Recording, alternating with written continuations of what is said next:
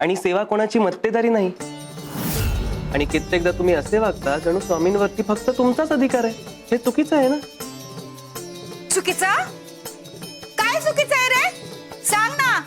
अरे माझी भक्ती, माझं ज्ञान, या मठासाठी असलेलं माझं योगदान तुम्हा सर्वांपेक्षा जास्त महत्त्वाचं आहे। गेली कित्येक वर्ष मी मठात राबते, त्यामुळे प्रत्येक मान माझा पाहिलाय। तुला माहितीये, तुमच्यासारख्या किती लोकांना शिस्त लावली आहे मी। आणि हो, मी जर मठात नसते ना तर या मठाचं अर्ध काम तसंच राहिलं असतं।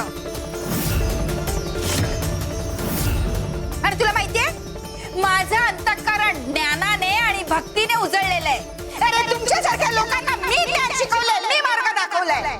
त्यामुळे या इथे स्वामी स्थानावर माझं स्थान वेगळं आहे, कळलं? हो का?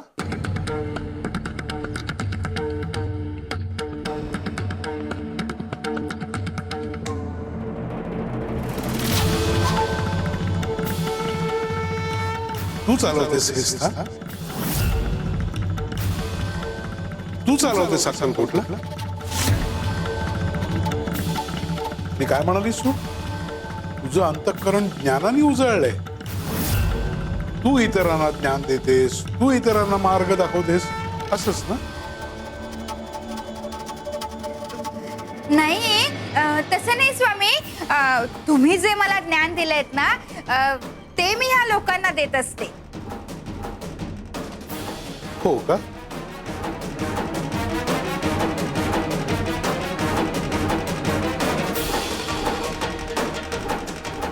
तुझ्या भक्तीची चमक, तुझा ज्ञानाचा प्रकाश एवढा वाढलाय? स्वामी, सगळी तुमची कृपा। मग एक काम कर, आज तुझ्या ज्ञानाची चमकच बघूया आपण।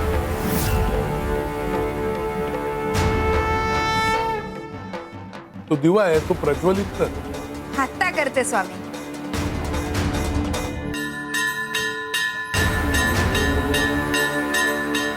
थांब थांब थांब। दुसऱ्या दिव्यावरनं हा दिवा प्रज्वलित करायचा नाही, तुझ्या स्वतःच्या प्रकाशाने हा दिवा प्रज्वलित कर।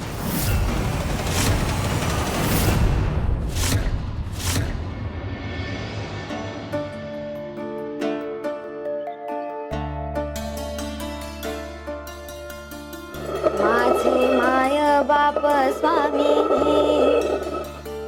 तुम्हीच माझा श्वास तुमच्या चरणी ठेविला।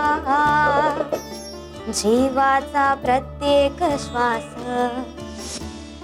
जग म्हणे अनाथ मला। स्वामी म्हणता तुम्ही माझी, तुमच्या नामाविण नाही लाज दुसरी कोणाची। स्वामी, अहो ते कसं शक्य आहे?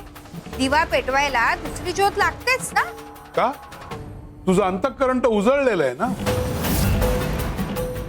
आणि तुझ्याकडे ज्ञानाचा प्रकाश सुद्धा आहे। मग स्वतःच्याच प्रकाशाने प्रज्वलित कर हा दिवा।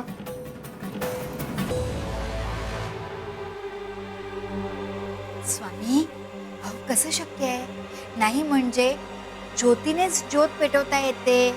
हो। याच उत्तराची वाट पाहत होतो आम्ही।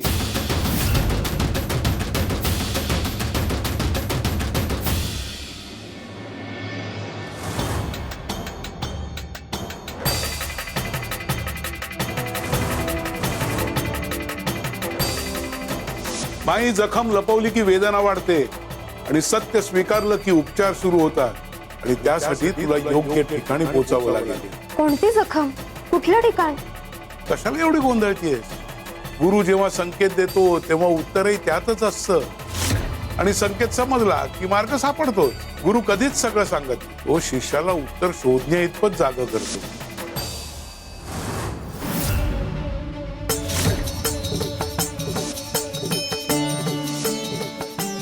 साधू महाराज मला काय सांगू पाहत होते?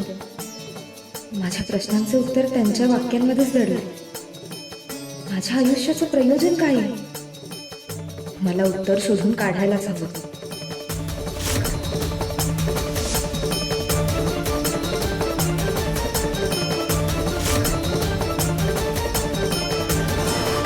दिवा स्वतःच्याच प्रकाशाने कधीच प्रज्वलित होत नाही. एका दिव्याला दुसऱ्या दिव्याची ज्योत लागतेच. तसंच ज्ञानालाही गुरु लागतो.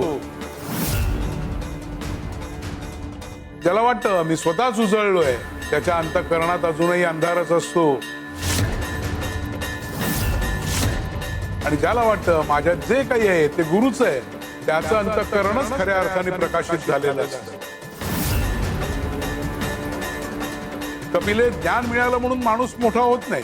ज्ञानानंतर अहंकार गेला तरच माणूस ज्ञानी होतो. भक्ती केली म्हणून भक्त होता येत नाही.